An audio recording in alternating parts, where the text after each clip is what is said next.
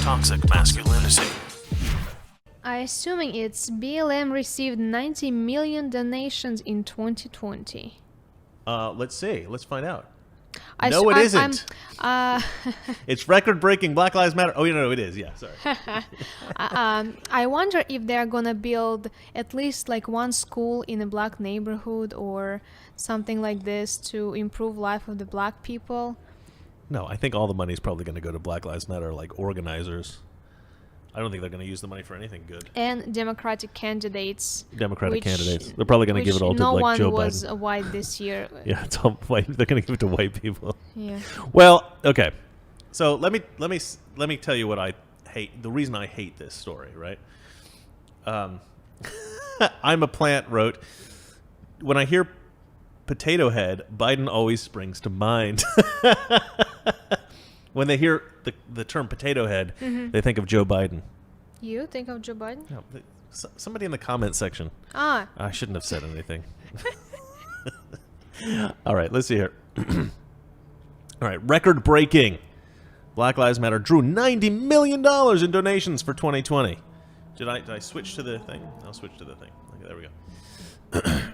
The National Black Lives Matter Foundation attracted record-breaking $90 million in donations for 2020 with an average contribution of close to $30 per contribution. Wow, that's crazy.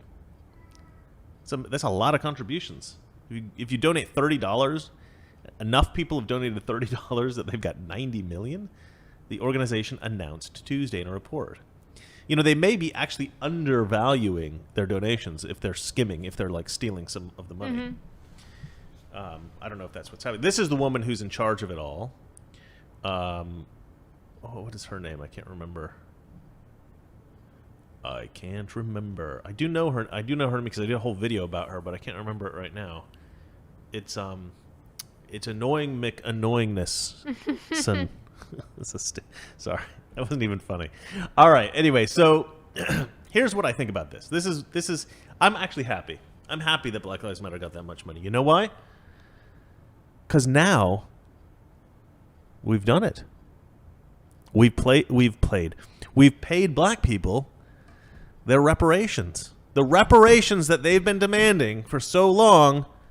You guys got it now, guys. Come on. You've got your reparations. $90 million. That's pretty good. But you realize that none of those money goes to black people. I'm sure the people that work for Black Lives Matter are taking a lot of it. Of course, but how many? Well, it's their decision. They're the black organization in America right now. They get to choose what they're doing with their money. We've given it to them. It's now to them. They can divide it up how they will. But so the reason I wanted to talk about this story is really because I've been saying this for a while now. Like, there's this concept that we need to pay reparations to black people in America, but we've paid a lot of money to black people in America. If you take all of the money that's been able to be accumulated by black Americans through affirmative action programs, which I don't think are fair, because I think affirmative action programs are actually racist against white people. But okay, we've done that. That's you can consider that a kind of like type of systemic charity or something like that. If you count all the money that's actually been given to organizations that are specifically dedicated to helping black people in America, and now if you look at all the money that's been dedicated to Black Lives Matter, we've given so many millions of dollars, probably billions, to black organizations. When I was in Oregon, I dated a girl whose parents were kind of rich. They kind of hung out in like wealthy circles with wealthy people, and she took me to a charity event once that was for I think it was called Thomas Jefferson High School in Portland, which they actually tore down, I think, the statue of Thomas Jefferson at that school because they're like, he was a racist, tore down the statue. But it's basically an all-black school. Pretty much, mostly the kids that go there are black, and or a lot of them anyway. And so we go to this charity event that was specifically organized to help students at the school, and literally every single student there was black. They were like, we need to help out these poor students. We need to give them... this school had the best facilities of any school I've ever been to. They had amazing computers. Everything was like state-of-the-art. Everything was amazing. Their gym was amazing. Everything was way better than any school I ever attended my whole life. I mean, way better. Like 1,000 times better. And they're like, we need to help these poor students out. They're so poor. They're poor. We need money. We need money. And I'm just sitting there and I'm thinking, if this is what's going on in every town all over the country, like, black people got it pretty good. Like, I don't know if this happens everywhere, but at Jefferson High School, you guys are doing pretty well. Like, so that kind of thing has been going on, I think, since like the 80s, maybe even the 70s in some places, where it's like, give tons of money to help black people because black people are underprivileged, they're poor, they But had to at endure. least they're improving schools. Yeah. I mean, that's fine. That's good. I don't mind that. I don't like that they're doing it just for black kids. I mean, I think that they should do it for all underprivileged people. White kids, Hispanic kids, Asian kids, whatever. But yeah, fine. Improve the schools. That's great. But the point I'm trying to make is that white people have been giving a lot of money over the years to black organizations, black charities, black everything. So the reparations are paid. And if you also include the cost in blood from white men who fought in the Civil War to free the slaves, that was quite a sacrifice as well. A lot of people died in that war. A lot of people lost limbs. A lot of people lost their, became paralyzed. A lot of people lost their ability to have children. So, there was a huge sacrifice within white culture for black people. So if you look at it from a group mentality, which I hate doing, I like looking at people as individuals, a huge price has been paid many times over. So this whole idea that reparations need to be paid or reparations haven't been paid, absolute nonsense. This is another example of that. All right. Hold on. I don't want to move on. I don't want to move on. I want to keep reading. You look so good on camera. Huh? You look so good on camera. I look good on camera. Don't say that. Say you look terrible on camera. You look much better in real life. Go on. You look terrible on camera. You look much better in real life. Thank you, darling. All right. So now, what do we got here?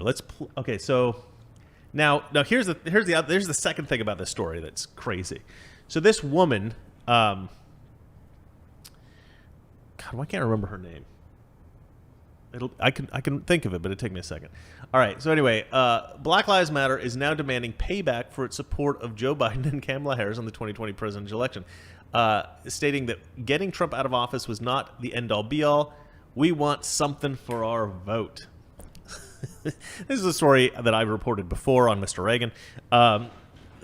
This to me is incredibly audacious.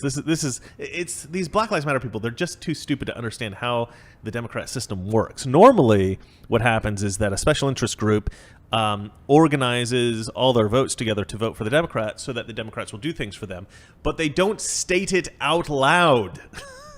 It's a sort of unspoken devil's bargain, right? So you're like, okay, I'm going to vote for this person, and this person is going to make sure that I get money for my organization or whatever it is that I care about. That's why I'm getting them elected. But you don't say that publicly. You make sure that there's a sort of understanding between you. You don't go out to the newspapers or to Twitter or whatever and go, where's my stuff now that I've got you in office? Because that's like a quid pro quo, right? That's exactly the kind of thing that we're trying to avoid happening in America. And these idiots are going right out and saying it because they don't know what the hell they're doing. They don't know how the whole con works on the left. Anyway, I'm done with that story. My cat's jumping up on the couch to be with Valeria. Aston loves Valeria, and he does not like me so much. He allows me to pet him occasionally, but for the most part, he's... I knew you if it's me and her, you just go straight over to her. So loud. All right, that's the end of the Black Lives Matter stuff. Can we move on to the next story, darling? Yep. Among America's generations Z, 1 in 6 identify as LGBT plus Q and A through Z W X Y Z.